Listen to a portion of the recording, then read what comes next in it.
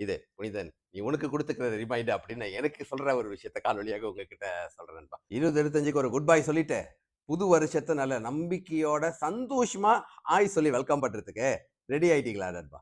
புது வருஷத்துல நம்ம காலடி எடுத்து வைக்கிறப்ப ஏதாவது ஒரு விஷயத்த அடையணும் அப்படின்னு குறிக்கோள் வச்சிருப்போம். அதே நேரத்துல இன்னொரு லிஸ்ட் வச்சிருப்போம் தெரியுங்களா? இந்த பழக்கத்தை நான் விட்டுணும், இந்த பழக்கத்துல இருந்து நான் மாறிடணும், இந்த விஷயங்களை விடணும். அதான் நம்மள ஒரு அறிவுரை சொல்லுவாங்களே, சில விஷயங்கள் நம்மளுக்கு கிடைக்கணும் அப்படின்னா சில விஷயங்களை விட்டாதான் இது கிடைக்கும் அப்படின்னு. அது ஒரு வகையில சரிதான். ஆனா நம்ம ஏதாவது ஒரு இலக்கை நோக்கி போறப்ப, ஏதாவது ஒரு முயற்சிகள்ல நம்ம இறங்குறப்ப, நம்மளுக்கு இவ்வளவு நாள் பயன் கொடுத்த சில பழக்க வழக்கங்களாக இருக்கலாம். சில விஷயங்கள் அது நம்மளுக்கு அல்லது நம்மள சுத்தி உள்ளவங்களுக்கு சந்தோஷத்தை கொடுத்த விஷயங்களாக இருக்கலாம். அத நீங்க ஆக்சுவலி காம்ப்ரமைஸ் பண்ணியிருக்கீங்களா அப்படின்னு கொஞ்சம் சிந்திச்சு பார்த்துருக்கீங்களான்பா? இது ஆக்சுவலி நான் உங்களுக்கு கொடுக்குற அல்லது உங்ககிட்ட பகிர்ந்துக்கிற கருத்து மட்டும் இல்ல. இது என்கிட்டயே நான் கேட்டுக்கிற ஒரு விஷயம். ஸோ இந்த 2025 நிறைய புதிய முயற்சிகள், நிறைய விஷயங்கள் செய்யறப்ப நம்மளுக்கு எப்பயுமே இது நமக்கு மைண்ட்ல தோன்ற ஒரு விஷயம். ஐயோ! டைம் பத்த மாட்டேங்குதே அப்படின்னு. இந்த டைம் பத்த மாட்டேங்குதுன்னு சொல்லிட்டு, நம்மளுக்கு காலங்காலமா நம்ம செஞ்சுட்டு இருக்கிற சில பழக்கவழக்கங்கள் இருக்கு. இப்போ உதாரணத்துக்கு, நான் இந்த ஒரு வருஷம் திரும்பி பார்த்தேன்னா, ஒரு 2, 3 விஷயங்கள ஆக்சுவலி நல்ல விஷயங்கள ஐய்யய்யோ! விட்டுட்டேனே அப்படின்னு எனக்கு தோணுன விஷயங்கள் எது தெரியுங்களா? ஒண்ணு ஆஃப்கோர்ஸ் ஒரு பெரிய அளவுல இல்லாட்டியும் கொஞ்சமாவது ஒவ்வொரு நாளும் விடாம அட்லீஸ்ட் ஒரு 1 மணி நேரம் உடற்பயிற்சி செஞ்சுட்டு இருந்தேங்க. 20, 25 திரும்பி பார்த்தோன்னா, அப்படியே விரல் விட்டு எண்ணலாம் நான் செஞ்ச வாரங்கள் அப்படின்ற ஒரு விஷயம். ஆஃப்கோர்ஸ் நம்மளுக்கே குடுத்துக்கிற ஒரு காரணம் என்னடா, ஐயோ! டைம் இல்ல அதனால தான் அப்படின்னு முதல்ல.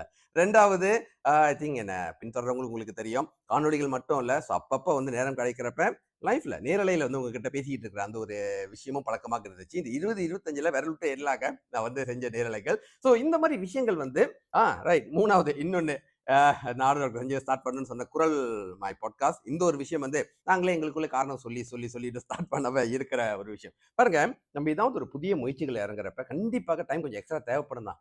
ஆனா நம்மள்ட்ட இவ்வளவு நாள் இருந்த நல்ல பழக்கவழக்கங்கள் அல்லது நம்மளுக்கு பயன் கொடுத்த சில பழக்கவழக்கங்கள காம்ப்ரமைஸ் பண்ணாம முன்னேறி போறதுதான் முன்னேற்றம். இது புனிதன் நீ உனக்கு கொடுத்துக்கிற ரிமைண்ட் அப்படின்னு எனக்கு சொல்ற ஒரு விஷயத்த காணொலியாக உங்ககிட்ட சொல்றேன் நண்பா. நிச்சயமாக நல்ல ஒரு ஆண்டாக அமையும்.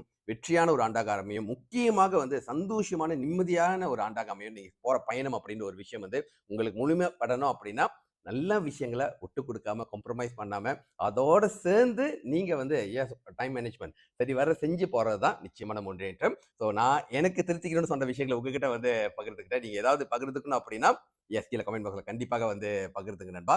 பகிர்ந்துக்கிறது மட்டுமல்லாமல், அந்த ஒரு விஷயத்தையும் மாற்றி நிச்சயமாக சந்தோஷமா, நம்பிக்கையா 2026 சொல்லி நம்பிக்கையோட காலடி எடுத்து வைப்போம். வெற்றி வணக்கம். புத்தாண்டு வாழ்த்துக்கள். டாக்டர் புனிதன்.